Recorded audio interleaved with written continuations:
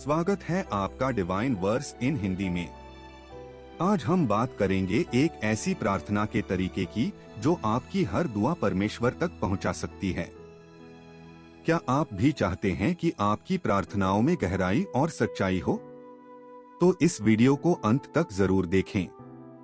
याद रखें, प्रार्थना सिर्फ शब्द नहीं है, यह आत्मा से परमेश्वर के साथ जुड़ने का एक पवित्र माध्यम है। जब हम पूरी निष्ठा और विश्वास के साथ प्रार्थना करते हैं तो परमेश्वर न केवल हमारी सुनते हैं बल्कि हमें अपने अनमोल आशीर्वादों से भी भर देते हैं। अगर आपको यह वीडियो पसंद आए तो हमारे चैनल को सब्सक्राइब करें, इस वीडियो को लाइक करें और अपने सुझाव या अनुभव कमेंट सेक्शन में जरूर साझा करें। प्रार्थना करते समय सच्चाई और विश्वास का होना अनिवार्य है। बाइबल हमें सिखाती है कि विश्वास से भरी प्रार्थना कभी व्यर्थ नहीं जाती।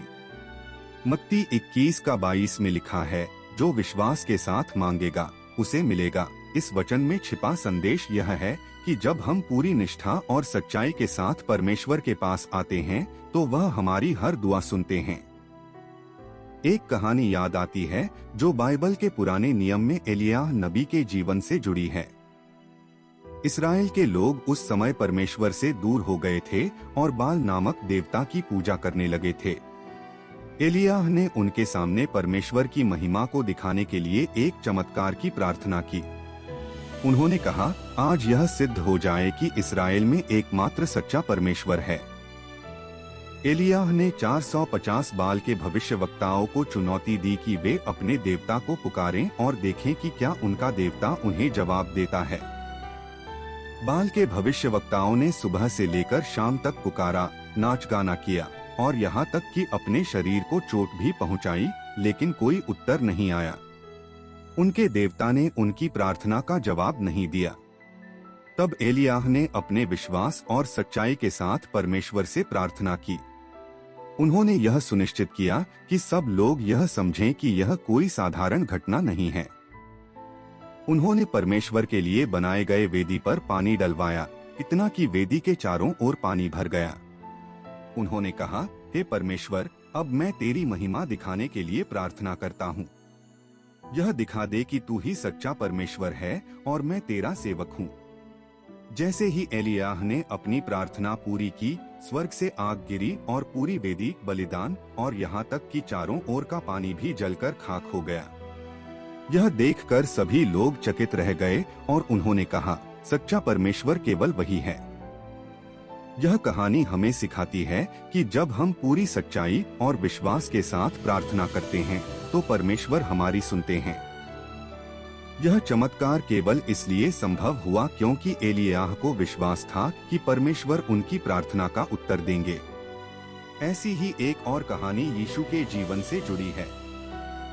एक महिला जो 12 सालों से रक्तस्राव की समस्या से जूझ रही थी, उसने यीशु के बारे में सुना। वह जानती थी कि अगर वह सिर्फ उनके वस्त्र को छू ले तो चंगी हो जाएगी। भीड़ के बीच से वह आई और बड़े विश्वास के साथ यीशु के वस्त्र को छू लिया। उसी क्षण उसका रक्तस्राव बंद हो गया। यीशु ने कहा, पुत्री, तेरा विश्वास तुझे चंगा कर गया। इस कहानी में महिला का विश्वास उसके चमत्कार का कारण बना। उसने अपने मन में ठान लिया था कि सिर्फ एक स्पर्श ही उसे ठीक कर देगा और उसका यही अडिग विश्वास उसे चमत्कारिक चंगाई दे गया।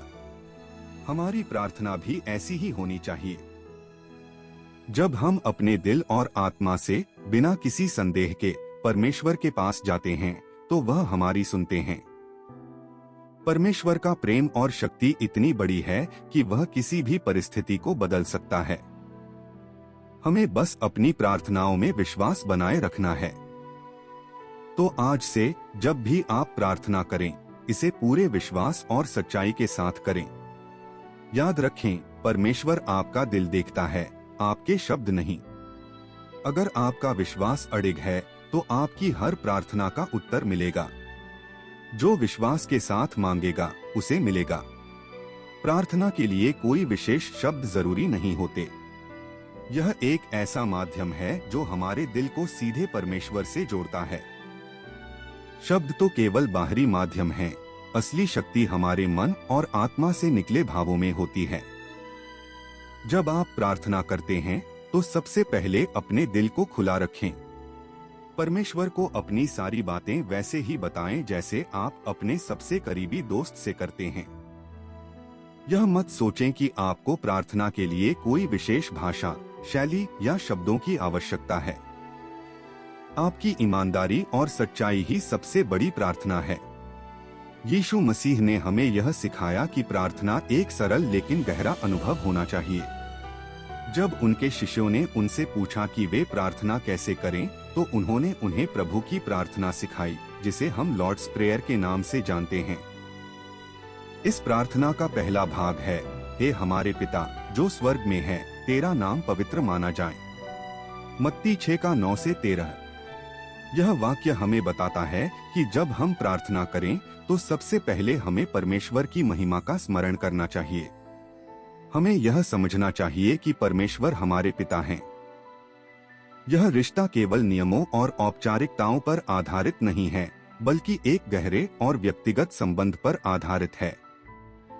परमेश्वर को पुकारते समय हमें यह विश्वास रखना चाहिए कि वह हमें सुन रहे हैं। यह विश्वास ही आपकी प्रार्थना को शक्तिशाली बनाता है। इसके बाद इस प्रार्थना का दूसरा भाग आता है, तेरा राज्य आए, तेरी इच्छा जैसे स्वर्ग में पूरी होती है वैसे पृथ्वी पर भी हो। यह वाक्य हमें यह सिखाता है कि हमें अपनी इच्छाओं को परमेश्वर की इच्छा के साथ जोड़ना चाहिए।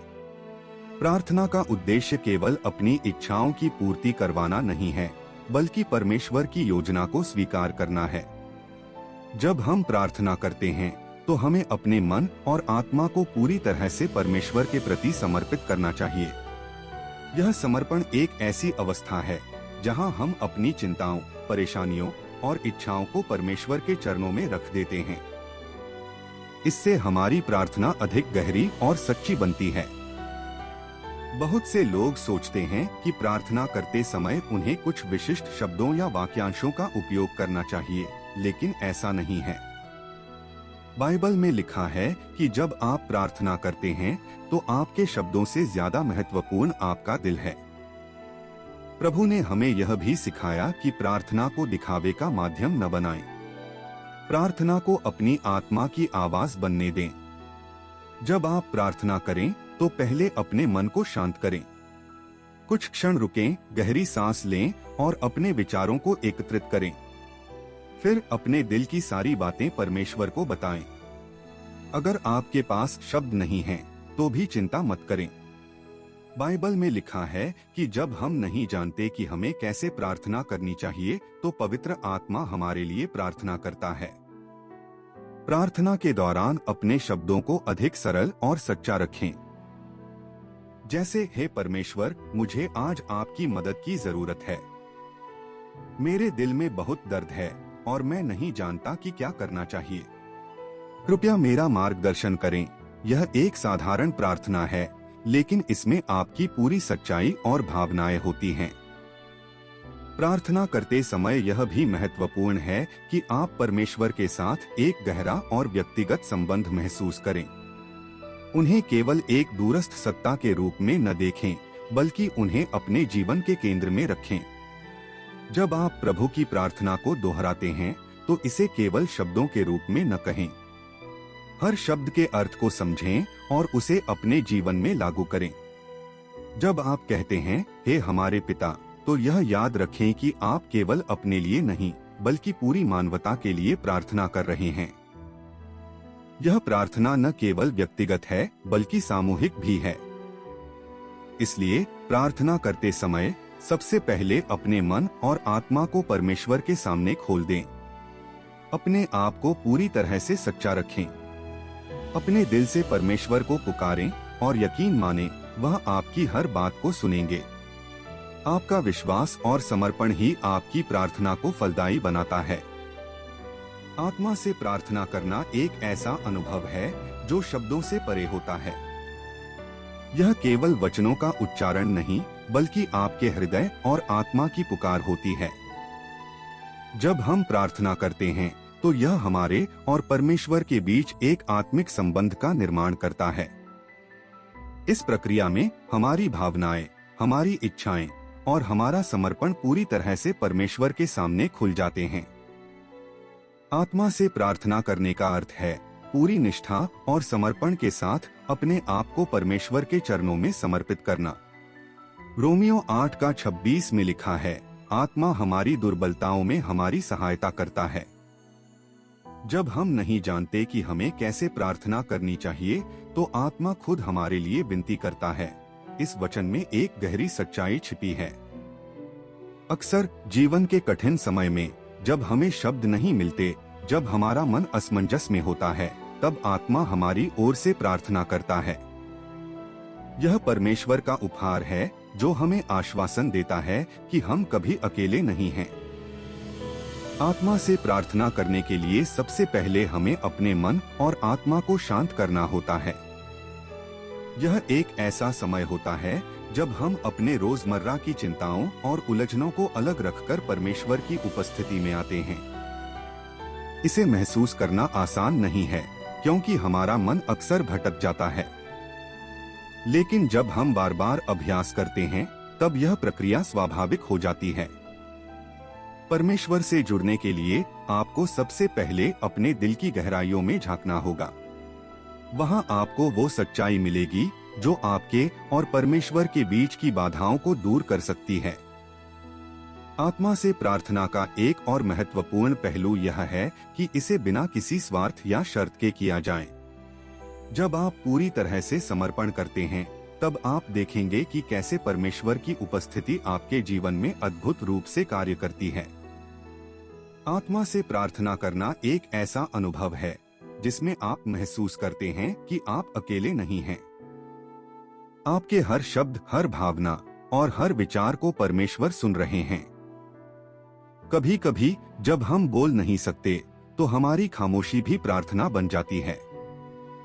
यह वह समय होता है जब आत्मा हमारे लिए प्रार्थना करता है और हमारे शब्दों को परमेश्वर तक पहुंचाता है।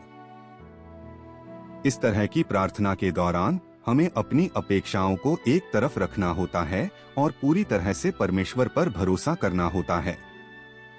यह स्वीकार करना होता है कि वह हमारे लिए जो कुछ भी करेगा, वह हमारे सर्वोत्तम के लिए होगा। यह भरोसा, यह विश्वास आत्मा से प्रार्थना का मूल आधार है। आत्मा से प्रार्थना करने का अभ्यास करने के लिए आप एक शांत जगह का चयन करें। अपनी आंखें बंद करें, धीरे धीरे गहरी सांस लें और अपने मन को हर प्रकार की चिंताओं से मुक्त करें। फिर परमेश्वर से बात करना शुरू करें। हो सकता है कि शुरुआत में आपके शब्द साधारण हों, लेकिन धीरे धीरे जब आपका मन और आत्मा पूरी तरह से जुड़ जाएंगे, तो आपकी प्रार्थना गहराई तक पहुंचने लगेगी। याद रखें कि आत्मा से प्रार्थना करते समय परमेश्वर को आपके शब्दों की नहीं, बल्कि आपके दिल की आवश्यकता होती है। यह केवल एक औपचारिकता नहीं, बल्कि एक गहरी आत्मिक प्रक्रिया है। इस प्रार्थना में आप अपने दुख, अपनी इच्छाएं, अपनी कमजोरियां और अपनी आशाएं सब कुछ परमेश्वर के चरणों में रख देते हैं। जब आप आत्मा से प्रार्थना करते हैं, तो यह भी समझें कि यह कोई एक तरफा प्रक्रिया नहीं है। यह एक संवाद है। परमेश्वर आपकी प्रार्थना का उत्तर अपने तरीके से और अपने समय में देते हैं।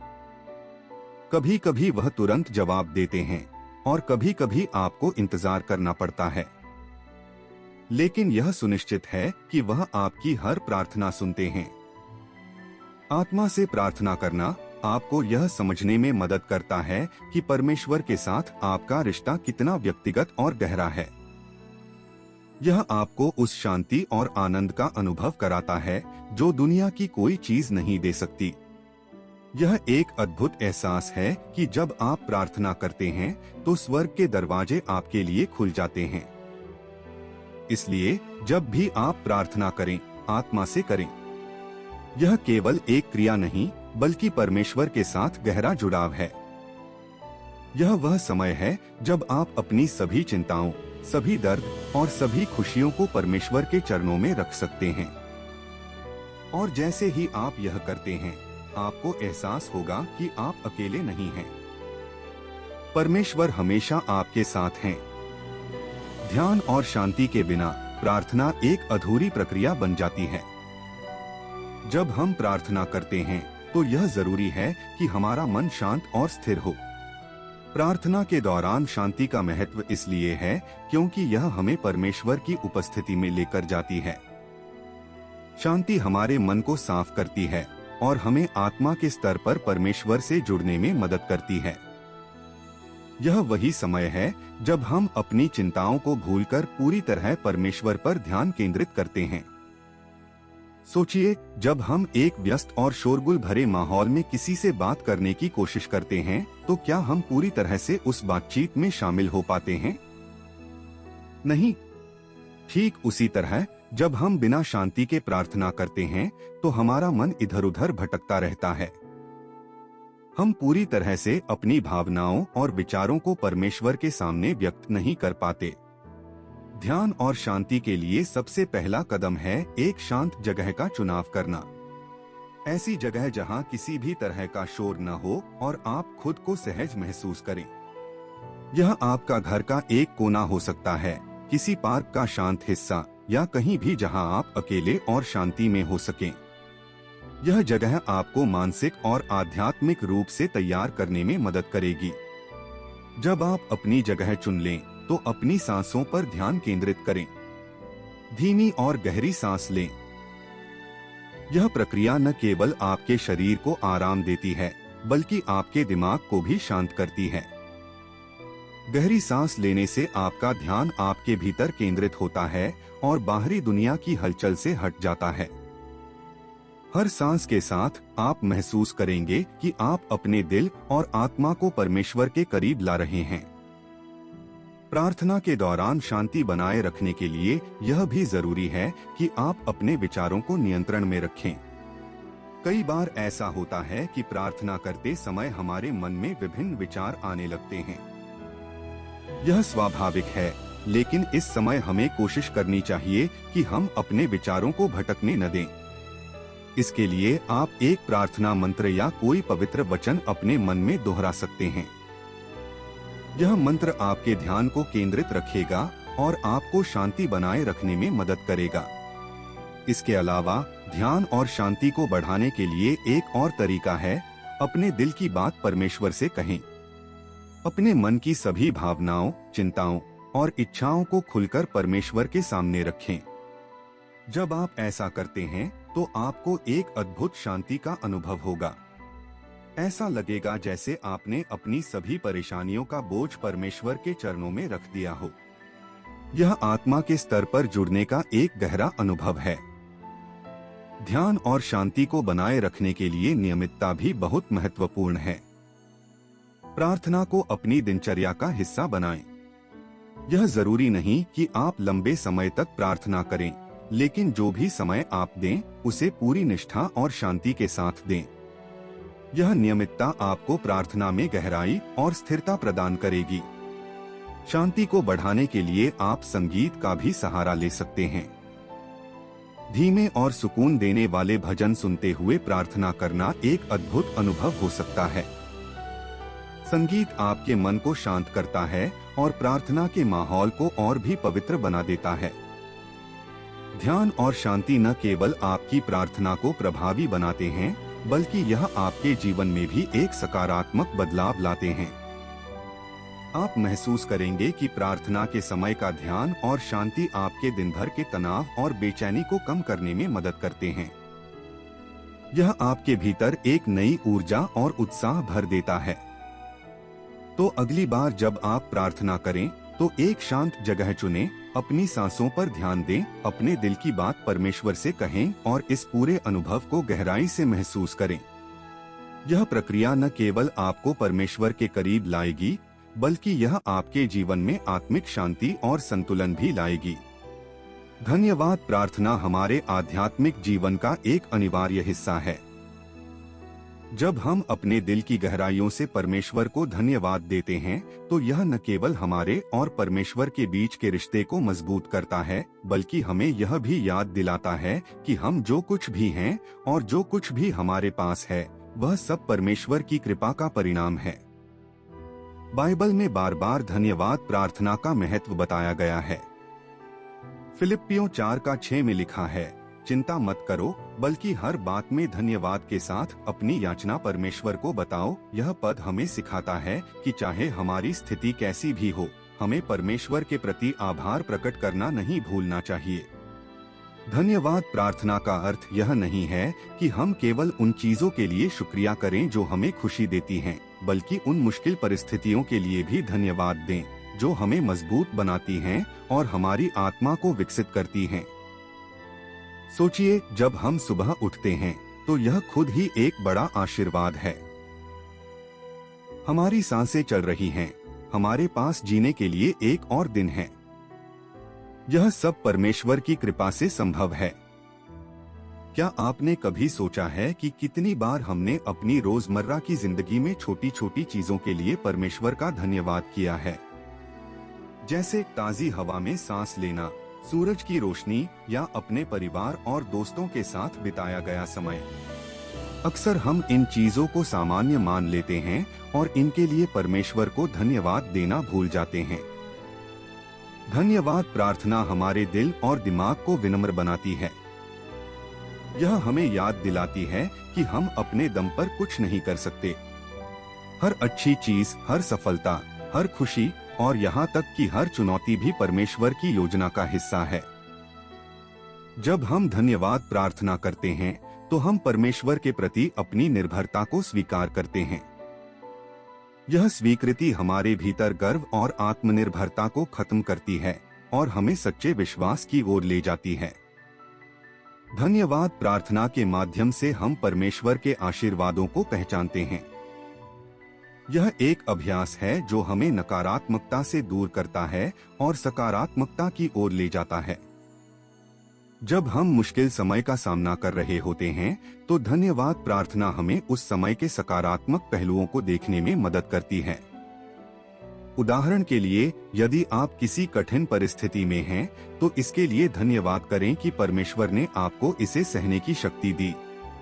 इस दृष्टिकोण से न केवल आपका दृष्टिकोण बदलता है, बल्कि आपकी समस्याओं का सामना करने की शक्ति भी बढ़ती है।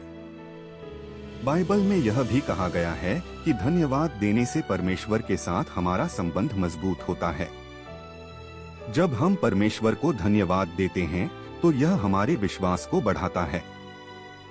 हमें यकीन होता है कि परमेश्वर हमारे जीवन में सक्रिय हैं और हमारी प्रार्थनाओं का जवाब देते हैं। यह विश्वास हमारे जीवन को खुशहाल और शांतिपूर्ण बनाता है। शायद आपको याद हो कि यीशु ने खुद भी धन्यवाद प्रार्थना की थी। जब उन्होंने 5000 लोगों को रोटी और मछली खिलाई तो उन्होंने भोजन के लिए धन्यवाद किया और परमेश्वर ने उस आशीर्वाद को हजारों लोगों तक बढ़ा दिया।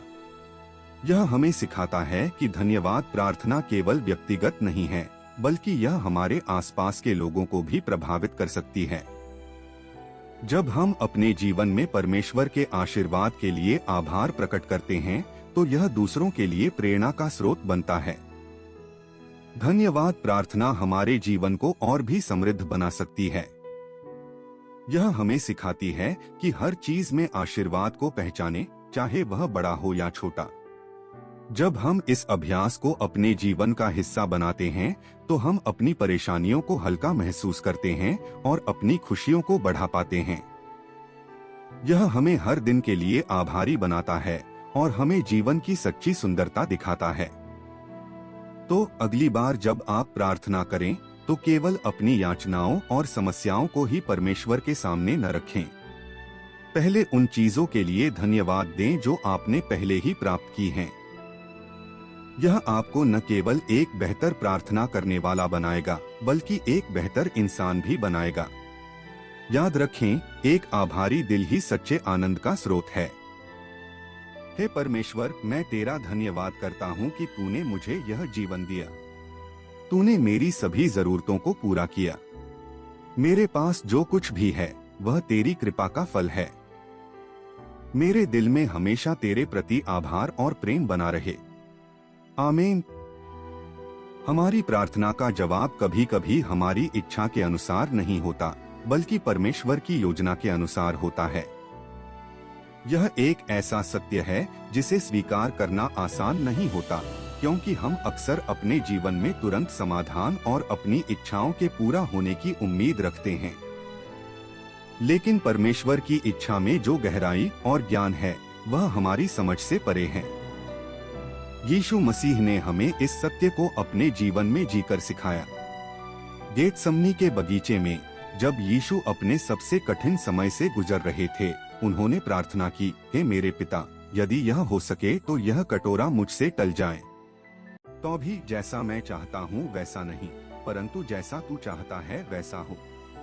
मत्ती 26:39। यह प्रार्थना हमें सिखाती है कि अपनी इच्छाओं को परमेश्वर की इच्छा के अधीन रखना ही सच्चा समर्पण है। जब हम परमेश्वर की इच्छा को स्वीकार करते हैं, तो इसका मतलब यह नहीं है कि हम अपनी समस्याओं को अनदेखा कर रहे हैं या अपनी प्रार्थनाओं का महत्व नहीं समझ रहे। इसका अर्थ है कि हम परमेश्वर के समय और उनकी योजना पर विश्वास कर रहे हैं। जैसे एक बच्चा अपने माता पिता पर भरोसा करता है, वैसे ही हमें अपने स्वर्गीय पिता पर भरोसा करना चाहिए। बाइबल हमें कई उदाहरण देती है जहां लोगों ने परमेश्वर की इच्छा को स्वीकार किया और उनके जीवन में असाधारण बदलाव आए। यूसुफ की कहानी को ही लीजिए। यूसुफ को अपने भाइयों द्वारा गुलामी में बेच दिया गया, उसे जेल में डाला गया, लेकिन उसने कभी परमेश्वर की योजना पर सवाल नहीं उठाया।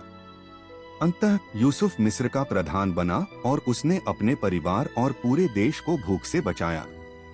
अगर यूसुफ ने उस समय अपनी स्थिति को लेकर शिकायत की होती और परमेश्वर की इच्छा पर भरोसा नहीं किया होता, तो शायद वह इन चमत्कारिक परिणामों को नहीं देख पाता। परमेश्वर की इच्छा को स्वीकार करना एक प्रक्रिया है। यह हमारी आत्मा और मन के बीच एक संघर्ष हो सकता है। हम सोचते हैं कि जो हम चाहते हैं वही हमारे लिए सबसे अच्छा है, लेकिन बाइबल हमें यह याद दिलाती है, यहोवा की योजना स्थिर रहती है और उसके विचार पीढ़ी पीढ़ी तक बने रहते हैं। भजन संहिता 33:11। इसका मतलब है कि हमारी योजनाएं क्षणिक हो सकती हैं, लेकिन परमेश्वर की योजनाएं शाश्वत और स्थायी हैं। कई बार हमें ऐसा लगता है कि हमारी प्रार्थनाओं का उत्तर नहीं मिला, लेकिन सच यह है कि परमेश्वर हमारे लिए कुछ बेहतर तैयार कर रहे होते हैं। एक किसान जब बीज बोता है तो वह तुरंत फसल की उम्मीद नहीं करता। उसे समय, धैर्य और विश्वास के साथ इंतजार करना पड़ता है। उसी तरह जब हम अपनी प्रार्थनाओं को परमेश्वर के चरणों में रखते हैं, तो हमें यह समझना चाहिए कि उनका उत्तर हमारे समय पर नहीं, बल्कि उनके समय पर आएगा।